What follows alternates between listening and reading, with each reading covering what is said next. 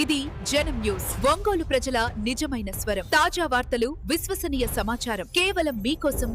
జనం న్యూస్ ఒంగోలు. రాష్ట్ర వైఎస్ఆర్ కాంగ్రెస్ పార్టీ అధ్యక్షులు మాజీ ముఖ్యమంత్రి వైఎస్ జగన్మోహన్ రెడ్డి ఆదేశాల మేరకు అద్దంకి నియోజకవర్గ వైఎస్ఆర్ కాంగ్రెస్ పార్టీ సమన్వయకర్త డాక్టర్ చింతలపూడి అశోక్ కుమార్ ఆధ్వర్యంలో పార్టీ సంస్థాగత నిర్మాణ సమావేశం నిర్వహించారు.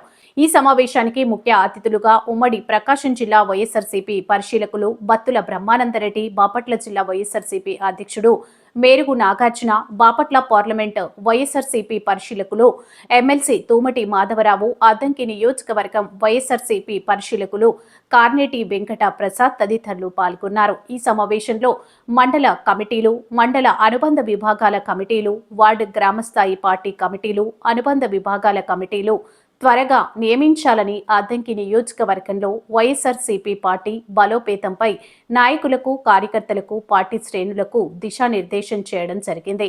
రానున్నది వైఎస్ఆర్సీపీ ప్రభుత్వమే కావున నేడు పార్టీ కోసం కష్టపడిన వారికే భవిష్యత్తులో తగిన గుర్తింపుతో పాటు గౌరవం లభిస్తుందని అన్నారు. ఈ కార్యక్రమంలో మండల వైఎస్ఆర్సీపీ కన్వీనర్లు, నియోజకవర్గ వ్యాప్తంగా వివిధ హోదాల్లో ఉన్న వైఎస్ఆర్సీపీ నాయకులు, కార్యకర్తలు, అభిమానులు పాల్గొన్నారు.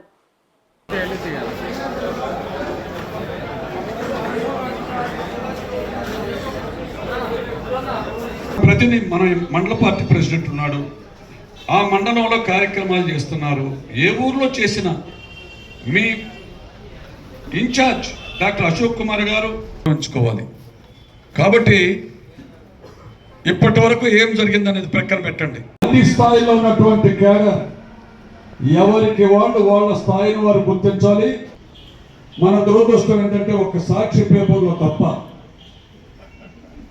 ఒప్పుకోరు, వాడు ఉద్యోగం పీకేస్తారు, అందుకని వాళ్ళు లేరు. కానీ ప్రతి మనిషిని కానీ ప్రతి సామాన్యుడికి రకటువంటి విధానం కానీ సోషల్ మీడియా ద్వారా ఫోన్లను ఉపయోగించుకోవాలి. నిర్మాణం యొక్క విలువ కేవలం పార్టీ అభివృద్ధిని సాధించడం, లేకపోతే ఇమీడియట్ గా ఒక చైన్ లాగా తెలియాలి. వెంటనే అతను ఒంటరిగా ఉన్నా కూడా సంఘటితమైనటువంటి వాళ్ళకు అండనివ్వాలి. ఇలాంటి సంస్కృతిని మనం గ్రామ అబ్జర్వర్స్ గా ఉన్నటువంటి వారు ఉన్నారా? పరిశీలకులు మీ గ్రామాల నుండి 2 గ్రామాలకు కమిటీల నిర్మాణం చేసేటటువంటి దానికి పరిశీలకులను వేశారా? ప్లీజ్ దయించి మాట్లాడారు. అశోక్ కుమార్ గారు, మీరు మనం ఒకరికి మీరు ఒక బాధ్యత ఇస్తే, ఒక పదవి ఇస్తే వాళ్ళు గర్వం దానికి ముందుకు వెళ్ళాలి తప్ప అలాంటి వాళ్ళు కాకుండా మొహమాటం లేదు. కాబట్టి మీరు వెంటనే ఏమైనా హనుమంతరావు గారు సీనియర్ నాయకులు మనం వేదిక కమిటీ నిర్మాణం బాధ్యత అనేటటువంటిది ఇంకొకసారి మళ్ళా 10 రోజుల్లోనే మీటింగ్ వేస్తాం.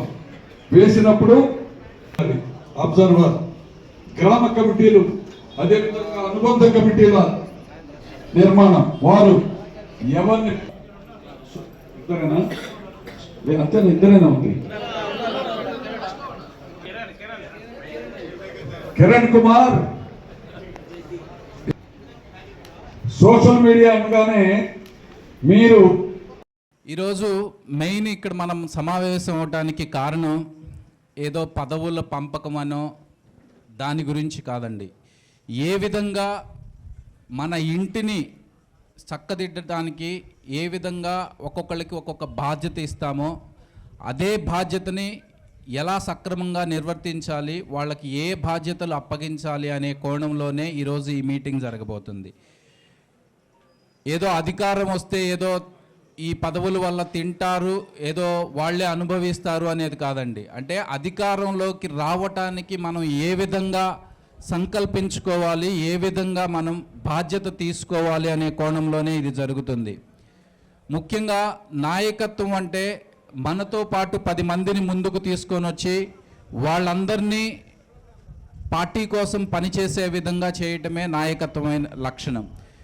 ఊర్లో ప్రతి కార్యకర్త కూడా ఆ కోణంలో పనిచేయడానికే ప్రతి ఒక్కరికి ఏదో ఒక బాధ్యత అప్పగించి వాళ్ళని మోటివేట్ చేయడానికే ఈ కార్యక్రమం అనేది నిర్వహించడం జరుగుతుందండి.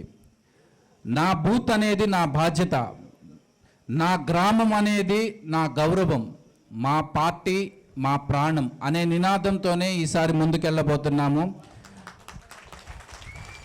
మన శక్తి డబ్బు కాదు, అదేవిధంగా మన శక్తి ఏదో ఒక మీడియా కాదు.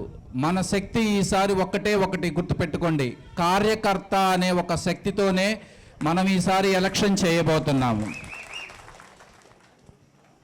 సమయాభావం వల్ల ఎక్కువగా మాట్లాడటానికి డిస్కస్ చేయడానికి ఎక్కువ టైం లేదండి. బట్ నేను ఒకటి చెబుతాను, పదవి ముందు కాదు పని ముందు అనే నినాదంతో అందరూ ముందుకెళ్ళండి. పదవి వచ్చినోళ్ళు పదవి రాని వాళ్ళని 10 మందిని కలుపుకొని ఏ విధంగా ముందుకెళ్ళాలి అనేదే ఈ యొక్క మీటింగ్ యొక్క ముఖ్య ఉద్దేశం. పేరు ముందు కాదు, ఫలితం ముందు ఉండాలి. అంటే మన పేరు ఉందా లేదా అనేది కాదు, మన ఊరి నుంచి ఎంత మెజారిటీ వచ్చింది అని మాత్రమే చూడండి. ప్రతి గ్రామం నుంచి గెలుపు అనే ఒక నినాదంతోనే ఈసారి మనం ముందుకెళ్ళాలి. 2029లో జగన్మోహన్ రెడ్డి గారిని మనం సీఎంగా చూడాలి. ప్రతి ఒక్కళ్ళు ఒక్కసారి గట్టిగా జై జగన్. రాష్ట్ర వ్యాప్తంగా ఏ నియోజకవర్గంలో ఎన్ని కమిటీలను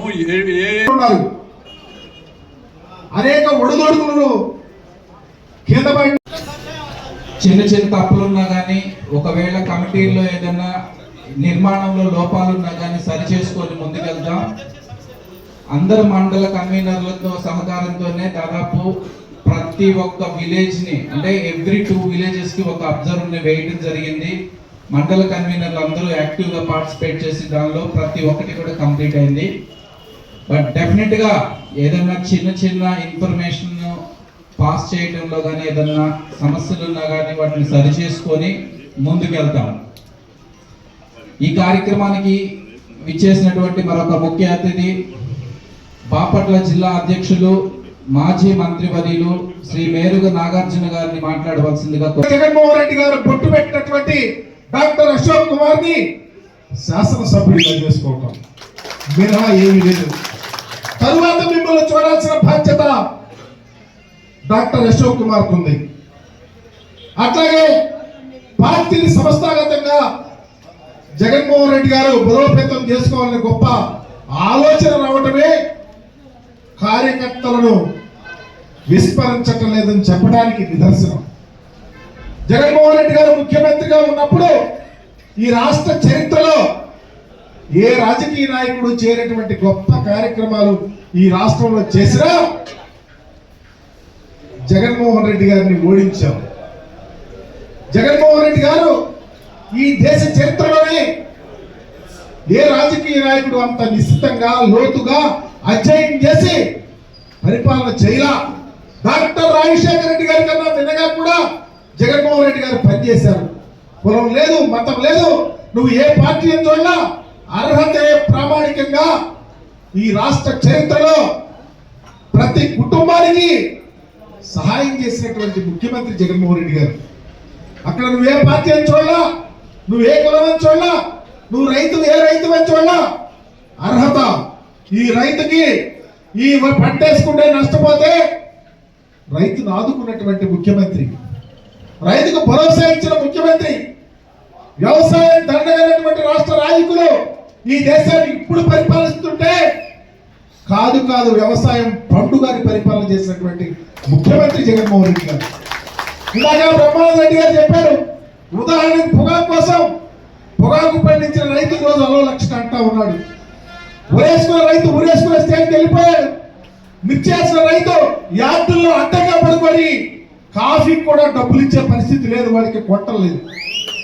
ఏ పంట వేసుకున్నా ఈరోజు ఒక ప్రక్క ఏమో ముఖ్యమంత్రి వ్యవసాయమే వద్దంటాడు, ఒక ప్రక్క వ్యవసాయం దండగంటాడు, ఇక వ్యవసాయం చేయొద్దంటాడు, వరి తింటే క్యాన్సర్ వస్తుందంటాడు.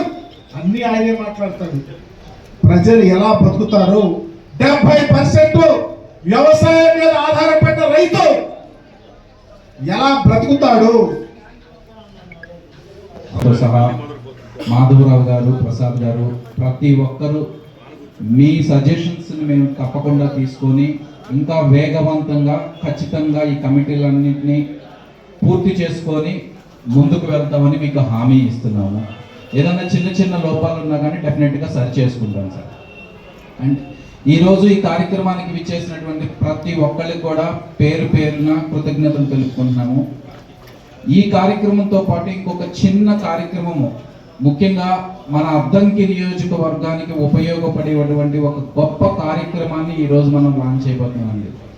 ఇక్కడికి వచ్చినటువంటి ప్రతి ఒక్కళ్ళతో సహా ఎంతమంది దగ్గర ఫోన్లు ఉన్నాయో ఒక్కసారి చేతులు పైకెత్తండి. ఆల్మోస్ట్ ప్రతి ఒక్కరి దగ్గర ఫోన్ ఉంది. ఆ ఫోన్ని వాడి మనం ఇప్పుడు ఒక క్యాంపెయినింగ్ చేయబోతున్నామండి. అది ఏంటి అంటే, అద్దంకి నియోజకవర్గం ఫామ్ అయ్యి దాదాపు 1955లో మొట్టమొదటిసారిగా ఫామ్ అయింది. తర్వాత 2009లో రీఆర్గనైజేషన్ తర్వాత మళ్ళీ బౌండరీస్ అన్ని ఫామ్ అయిన తర్వాత కూడా ఇప్పటికీ ఒక 100 పడకల ఆసుపత్రి ఇక్కడ లేకపోవడం అనేది చాలా సిగ్గుచేటండి. సో మనందరం ఏం చేయబోతున్నాం అంటే, మన నియోజకవర్గానికి ఒక 100 పడకల ఆసుపత్రి కావాలి అని నాతో సహా ప్రతి ఒక్కళ్ళు కూడా, ఈ నియోజకవర్గంలో ఉన్నటువంటి ప్రతి ఒక్కళ్ళు కూడా మీ ఫోన్ ద్వారా సంబంధిత మంత్రివర్యుల్ని, అదేవిధంగా రాష్ట్ర ముఖ్యమంత్రి వర్యుల్ని మనం క్వశ్చన్ చేయబోతున్నాం. మా అద్దంకి 100 పడకల ఆసుపత్రి కావాలి అని మనం కోరుకుంటున్నాము. దానిలో భాగంగా ఈరోజు ఒక పోస్టర్ని రిలీజ్ చేయబోతున్నాము. వేదిక మీద ఉన్నటువంటి పెద్దలందరినీ కూడా ఆ పోస్టర్ని లాంచ్ చేయాలని, అదేవిధంగా ముందు వరుసలో ఉన్నటువంటి మన మహిళా కార్యకర్తల్ని, నాయకులందరినీ కూడా ఒక్కసారి ముందుకు వచ్చి ఆ పోస్టర్ లాంచ్ చేయాల్సిందిగా కోరుకుంటున్నాను.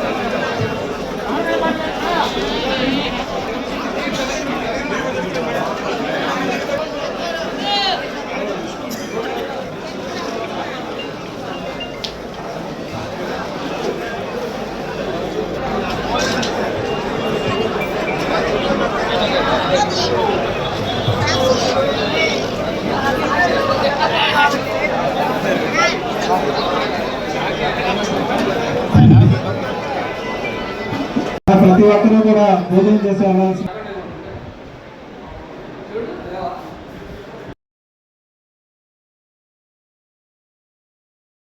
నమస్కారం. మా పార్టీ అధ్యక్షులు వైఎస్ జగన్మోహన్ రెడ్డి గారి ఆదేశాల మేరకు రాష్ట్ర వ్యాప్తంగా సంస్థాగత నిర్మాణ కార్యక్రమం అనేది చాలా ఉధృతంగా జరుగుతుంది. దానిలో భాగంగానే అద్దంకి నియోజకవర్గంలో ఈరోజు ఏ విధంగా మేము ముందుకెళ్ళాలి, ఏ విధంగా నిర్మాణ కార్యక్రమం చేపట్టుకోవాలి, చేపట్టిన వాళ్ళకి ఏ విధంగా గ్రామాల్లో, మండలాల్లో కార్యక్రమాల్లో ముందుకు తీసుకెళ్లాలనే కోవలో భాగంగా బాపట్ల జిల్లా పార్టీ అధ్యక్షులు మేరుగు నాగార్జున గారు, అదేవిధంగా ప్రకాశం బాపట్ల టాస్క్ ఫోర్స్ ఇన్ఛార్జ్ అయినటువంటి బత్తుల బ్రహ్మానందరెడ్డి గారు, బాపట్ల పరిశీలకులైనటువంటి ఎమ్మెల్సీ మాధవరావు గారు, వీళ్ళందరి ఆధ్వర్యంలో ఈరోజు ఇక్కడ కార్యక్రమం నిర్వహించడం జరిగింది. దీనిలో భాగంగానే అందరూ నియోజకవర్గంలో ఉన్నటువంటి 5 మండలాల్లో, అదేవిధంగా పట్టణంలో ఉన్నటువంటి ప్రతి ఒక్కళ్ళు కూడా ఏ విధంగా ముందుకెళ్లాలనే కార్యక్రమాన్ని ఈరోజు చేపట్టాము. దానికి కార్యకర్తలకి, నాయకులకి దిశానిర్దేశం చేయడం అనేది జరిగింది. Thank you. పిచ్చి కూతులు కూసేవాళ్ళు ఏదో కూస్తూ ఉంటారండి.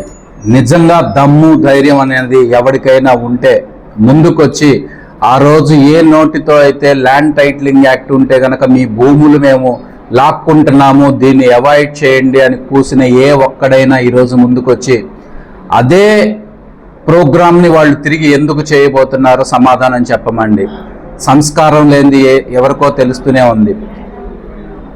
రొమ్ము పాలు తాగి రొమ్ము గుద్ది ఏ పార్టీ నుంచి అయితే గెలిచారో ఆ పార్టీని విస్మరించి వాళ్ళని నమ్మక ద్రోహం చేసి పార్టీలోంచి బయటికి వెళ్ళిపోయిన రోజు మాట్లాడటం కాదండి. నిజంగా దమ్ము, ధైర్యం ఉంటే రిజైన్ చేసి, అప్పుడు పార్టీ నచ్చలేదు, నాయకుడు నచ్చలేదు అంటే రిజైన్ చేసి బయటికి వెళ్ళాలి. కానీ వీళ్ళు సంస్కారం గురించి మాట్లాడుతున్నారంటే ఎంత సిగ్గుచేటో ఒక్కసారి మీరే ఆలోచించుకోండి. క్రెడిట్ చోరీ అనేది ప్రతి ఒక్క దానిలో ఉందండి. మీ ఇష్టం వచ్చిన సబ్జెక్ట్ తీసుకోండి, ఏదైనా సరే. ఆ రోజు జగన్మోహన్ రెడ్డి గారు స్టార్ట్ చేసినటువంటి పథకాలు కానివ్వండి, స్టార్ట్ చేసినటువంటి సంస్కరణలే వీళ్ళు కొనసాగిస్తున్నారు. దానికి ఏదో పేరు మార్చుకొని వాళ్ళు ఏదో క్రెడిట్ మేమే చేసాము అనే పిచ్చి ఆలోచనలు తప్పితే వాళ్ళు సొంతగా స్టార్ట్ చేసింది ఒక్కటి కూడా లేదండి. గూగుల్ డేటా సెంటర్ అన్నారు. అది ఆల్రెడీ జగన్మోహన్ రెడ్డి గారు ఆదాని డేటా సెంటర్ పేరుతో ఏ విధంగా స్టార్ట్ చేశారో విత్ సాక్ష్యాలతో సహా మీకు నిరూపించాము. ఇదే విధంగా ఈరోజు రీసర్వే గురించి వాళ్ళేదో మళ్ళీ మేము స్టార్ట్ చేస్తున్నాము అనే దానికి ఏ విధంగా ఆ రోజు జగన్మోహన్ రెడ్డి గారు అతి బలహీనుడటువంటి ప్రజానికానికి కూడా స్ట్రాంగెస్ట్ సపోర్ట్ కావాలి అనే ఉద్దేశంతోనే ఈ ల్యాండ్ టైటిలింగ్ యాక్ట్ అనేది తీసుకురావడం జరిగింది. ప్రజలు ఇప్పుడు క్లియర్గా అర్థం చేసుకుంటున్నారు ఎవరు ఏం చేశారు, ఎవరు మంచి చేశారు అనేది ప్రజలందరూ అర్థం చేసుకుంటున్నారు. పల్నాడు ఘటనపై ఇక్కడ స్థానిక ఎమ్మెల్యే మంత్రిగా పల్నాడు గురించి చెప్పాలి అంటే నేను అక్కడ పుట్టినవాడిగా నేను 100% నాకు బాగా తెలుసండి. నిజంగా ఇప్పుడు పల్నాడులో ఏం జరుగుతుందో మాట్లాడినటువంటి ఏ వ్యక్తి అయినా సరే నేను తీసుకెళ్తాను రండి. ఏ ఊర్లో దాదాపు నేనే ఒక 30 మంది నుంచి 40 మందికి ఎలక్షన్స్ తర్వాత ఎన్ని సర్జరీలు చేశారో, ఎంతమంది స్టిల్ కోలుకోలేక ఇంకా మంచాలకే పరిమితమై ఉన్నారో నేను తీసుకెళ్తాను రమ్మనండి. హత్య రాజకీయాలు చేస్తుంది ఎవరో, వెన్నుపోటు రాజకీయాలు చేస్తుంది ఎవరో వాళ్ళ నాయకుడికి బాగా తెలుసు, వాళ్ళకి ఇంకా బాగా తెలుసు. వర్గం ఫామ్ అయిన దగ్గర నుంచి ఈ నియోజకవర్గంలో ఒక 100 పడకల ఆసుపత్రి లేకపోవడం అనేది చాలా సిగ్గుచేటండి.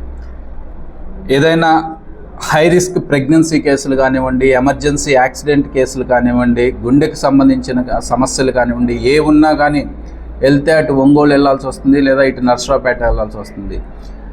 దాదాపు ఇన్ని సంవత్సరాల నుంచి అధికారంలో ఉన్నా లేదా ఎమ్మెల్యేగా ఉన్నా కానీ ఈ నియోజకవర్గంలో ఒక 100 పడకల ఆసుపత్రి తీసుకురాలేకపోతున్నామంటే మనం దాన్ని అభివృద్ధి అనుకోవాలా లేదా చేతకానితనం అనుకోవాలా, మీరే ఒక్కసారి ఆలోచించండి. అద్దంకి ప్రజానికాని అందరి తరపున రాజకీయ కోణాలను పక్కన పెట్టి ఒక సామాన్య ప్రజానికంగా, ఒక సామాన్య పౌరుడిగా నేను అడుగుతున్నానండి, అద్దంకిలో ఒక 100 పడకల ఆసుపత్రి మీరు ఎందుకు తీసుకురాలేరు? అధికారం మొత్తం మీ చేతిలోనే ఉంది. దయచేసి ప్రజలందరికీ ఎందుకు ఇది పాటుపడి మనకు వీలవ్వదు అనే దాని మీద మేము క్వశ్చన్ చేస్తున్నాము. ఒక క్యాంపెయినింగ్ ప్రతి ఒక్కళ్ళం కూడా అద్దంకి నియోజకవర్గ ప్రజానికం తరపున క్వశ్చన్ చేస్తున్నాం. వెంటనే అద్దంకి 100 పడకల ఆసుపత్రి తీసుకురావాల్సిందే అని.